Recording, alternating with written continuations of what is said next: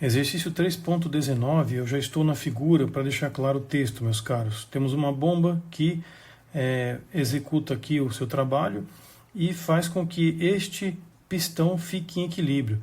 Um pouco do fluido vai escapando aqui pela periferia, certo?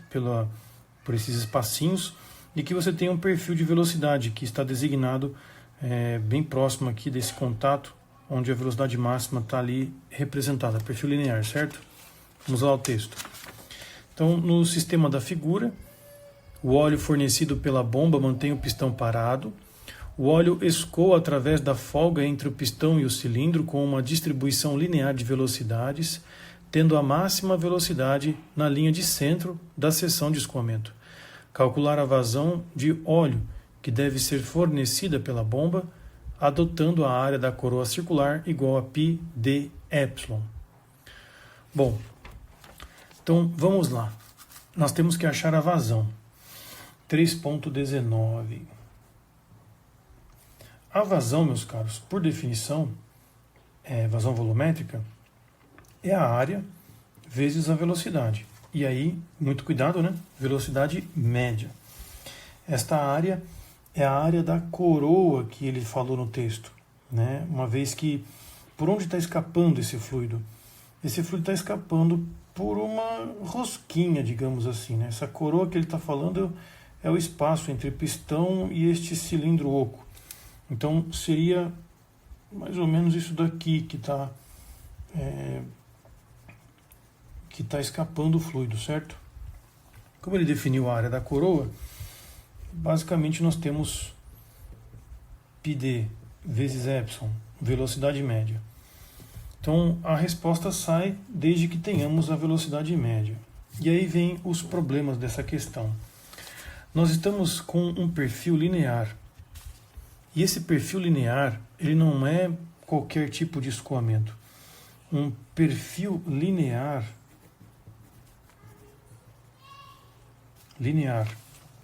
de velocidade de escoamento, necessariamente, meus caros, faz parte de um regime laminar. E o que é melhor ainda, num conduto circular. Ok? Nós fizemos isso, essa análise, né, de regime laminar no conduto circular, lá atrás, no exercício 3.1. Então eu deixo aqui marcado para que todos que não ouviram ainda o exercício 3.1. Esse regime laminar no conduto circular garante-nos que a velocidade média, por sua vez, ela será a velocidade máxima sobre 2. E como chegar então na velocidade máxima, já que esse é o problema que resolve toda a nossa questão, né? Vocês desculpem aí, eu estou apagando porque o negócio ficou tão feio aqui anotado. Então, voltando, como é que eu chego à velocidade máxima para conseguir chegar então na velocidade média? A velocidade máxima, ela tem a sua fórmula na força de cisalhamento, que é viscosidade dinâmica, área, vezes a velocidade máxima, dividido pela espessura. Ok? Vou escrever aqui espessura para deixar em off aqui, nebuloso, né, a ideia. Mas essa é a regra. Correto? Ou melhor ainda, né? A gente pode dizer que é a definição mais coerente, a variação parcial da velocidade em função do raio em função deste raio, né? Isso aqui seria a definição mais corretinha. E daqui tem a velocidade máxima. Só que aí entra o detalhe, nós estamos num perfil linear de velocidade de escoamento. Então esta fórmula pode ser simplesmente definida como sendo a velocidade máxima pela espessura. Vamos agora aproveitar o desenho que ele fez, né? O Brant colocou esse perfil de velocidade lá nas proximidades entre as paredes, para lembrar o seguinte, como é que nasceu essa formulita, que está faltando dividir aqui, certo? Nós temos lá na fórmula o seguinte, que essa velocidade V1, ela é proporcional a um raio 1. Assim como uma V2 será proporcional a um raio 2. E este raio aqui vai ser proporcional a velocidade máxima. Só que este raiozito aqui, ó, que define o ponto de encontro na velocidade máxima, é epsilon sobre 2. Ou seja, a metade da espessura que separa os dois corpos sólidos, onde o fluido passa no meio disso. Portanto, como eu preciso garantir essa proporcionalidade, a velocidade máxima proporcional a essa distância, assim como essa para essa e assim por diante, essa variação da velocidade, genericamente falando, em relação a qualquer raio, tem que ser proporcional ao ponto onde se encontra a velocidade máxima. Então seria epsilon sobre 2. Se você voltar lá no primeiro capítulo, você vai ver que a fórmula que eu utilizo é velocidade máxima sobre epsilon. Agora aqui particularmente, tem que recordar esse conceito aqui da regra de 3, ou da proporcionalidade do perfil linear, para conseguir chegar nesse epsilon sobre 2 e não simplesmente epsilon, que daria um erro aqui. Bom, feita essa observação, meus caros, nós temos já um plano de meta, certo? Eu preciso achar a força, portanto, para achar a velocidade. Assim eu acho a média e, por fim, a vazão. Agora, qual é o sistema dinâmico? Nós temos um equilíbrio. Então, nesse equilíbrio de forças, nós temos o peso do pistão para baixo, perfeito? Temos a força-peso para baixo. Vamos desenhar aqui rapidinho. Você tem o peso para baixo.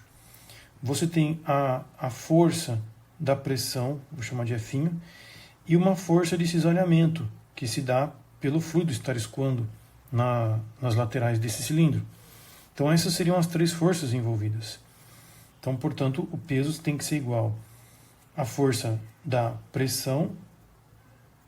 Força da pressão é pressão vezes a área, mais a força de cisalhamento. Então aqui começa o exercício, dado nesse equilíbrio de forças.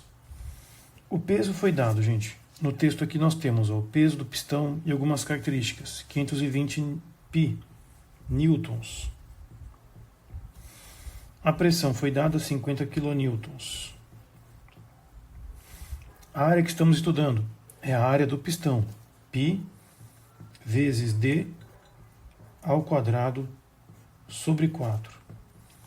Mais a força de cisalhamento. Se nós multiplicarmos aqui, 50 10 a terceira vezes 0,2 ao quadrado dividido por 4 vai dar 500 pi. Então 520 pi menos 500 pi. Portanto 20 pi. Essa é a força de cisalhamento. Feito isso, a gente pode agora então continuar. 20 pi vai ser igual a mi, 5 10 a menos 3. A área que contempla a área lateral, né? Lembrando que essa força de cisalhamento atua na lateral do cilindro. Então, é 2π r vezes L, velocidade máxima, dividido por epsilon. Só que aqui eu vou colocar o 2, gente, multiplicando, tudo bem? Que é aquela história do copiar o primeiro pelo inverso do segundo. Feito isso, a gente tem então os dados para achar a velocidade máxima. Seria 20π vezes o epsilon, dividido por tudo isso daqui. Então eu vou pegar 4 vezes 5, 20, 20 10 a menos 3, vezes π vezes o raio vezes o L. Ok? Aqui 4, 5, 20, πRL e o 10 a terceira. Bora lá jogar os dados. Velocidade máxima então vai ser igual. Π corta. 20, 1 10 a menos 3, 1 milímetro é o valor aqui do epsilon dado, dividido por 20 10 a menos 3, vezes o raio. Que raio que é esse? É o raio do cilindro, gente. 0,10, vezes o comprimento de 2 metros. Beleza, corta aqui. Esse cara vezes esse dá 2. 2, 4. 4 dividido por 20 dá 5. 5 metros por segundo. Sendo essa a velocidade máxima, Acabou a questão, gente. Significa, portanto, que a velocidade média é 2,5 metros por segundo e que, por sua vez, a vazão vai ser π vezes 0,20 vezes 1/10 a menos 3 vezes 2,5. Isso aqui vai dar, portanto, π vezes 0,2 vezes 1/10 a menos 3 vezes 2,5. Essa vazão vai dar, em metros cúbicos por segundo, 1,57, 10 a menos 3. Já trabalhando com a grandeza em litros, ou vamos copiar aqui primeiro, né? 1,57, 10 a menos 3 metros cúbicos por segundo, o que, para todos os efeitos, equivale justamente a 1,57 litros por segundo. Então essa é a vazão volumétrica dessa bomba, e é justamente essa a resposta do Brunetti. É uma questão bem desafiadora, né? Qual que é o problema aqui nessa questão? As áreas, sabe? Pode parecer meio tonto, mas, por exemplo, aqui eu usei a área lateral do cilindro. Aqui eu usei a área da base do cilindro. E aqui tem uma coroa circular, sabe? Então isso de alguma forma pode ser tropeço para alguns. E essa bendita aproximação linear, né?